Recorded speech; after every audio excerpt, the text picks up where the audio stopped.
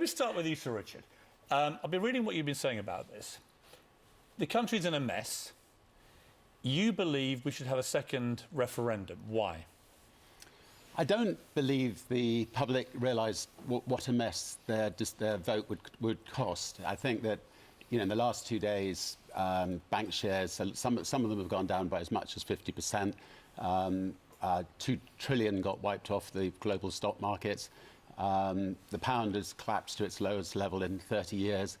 And we will go into a recession unless we can actually send signals to the world very quickly that we're going to do something about it. How much has been wiped from the value of your companies? I mean, we're not any worse than anybody else, but I suspect we've lost a third of our value, which means... a third? Yeah. Wow. Which means... which is dreadful for people, in the workplace. I mean, we were about to do a very big deal. We cancelled that deal. That would have involved 3,000 jobs. And that's happening all over the country. And when we say a third of the value, can you put for those who don't know how much your value is, how much would that be? I mean, I think the important thing is that when Brexiters told the public that that people were exaggerating, that there would be a financial meltdown, I think it's been proven they were not exaggerating. And I think one of the reasons that I think that there should be a second referendum, particularly once the terms are known about what our entry into Europe is going to cost us. The public will then have all the facts at their fingertips. But here's the problem with this, which is we are supposed to be a democracy. This was a democratic vote. 17 million people voted to leave. When we have a general... So those same 17 people will be able to vote again. But why should we... I mean, when we lose a normal election, we don't just say, hey, Ed Miliband lost the last one, let's have another throw of a dice. We don't, after England get kicked out of the European Championship, say, can we replay the game? Why should we go against the democratic result? We're not going against it. What we're simply saying is that the facts that Brexiters told people were inaccurate. I mean, like... You've already got Nigel Farage saying that the 350 million that's going to go into the health service was not true.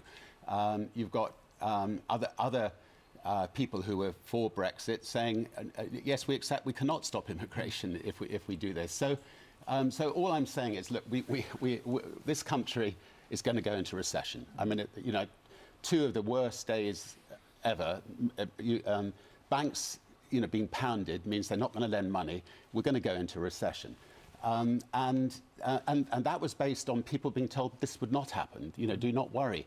The fact that we're going to lose 500 million marketplace, don't worry about it. Everything's going to be fine. It is not fine. We're heading towards a disaster, and therefore, in business, if you realise you've made a bad decision, you change it. Now we're not just saying overrule it. We're saying, let those same people that voted have another chance, and that's democratic. Tara's sitting alongside you. I don't. How long? Adding some much-needed beauty, I think, to this part of the sofa, if you don't mind me saying. So Richard, both aesthetically pleasing in your own way. Tara, what do you make of all this? You're also a hugely successful business person in your own right. Here you are in the UK, which is the biggest political issue that we have had to grapple with for decades, and as an American, as a Yankee, as an American facing your own election later on this year, what do you make of it all? Well, the one thing that I'm hearing a lot of, and I'm not speaking for all Americans, so please don't barrage me on Twitter and say, how dare you say this and speak for all of us, but I am hearing a lot of Brits actually Googling and saying, what exactly is Brexit and what exactly are the outcomes, and doing it after the election. And so it seems what a lot of the news is reporting at home is that it seemed that a lot of people weren't actually 100% sure That's a failure of our politicians and media, isn't it? If people are doing that, that's not the failure of the voters. The voters are entitled to have been told all of that before. One of the problems in Britain was that the 3 most right-wing papers, but with big circulation, Sun, Telegraph, and the Daily Mail, they just fed people the exact lines that. But I can, are hearing so much for those who campaigned and voted for Leave, the majority who won this referendum, saying it is over now.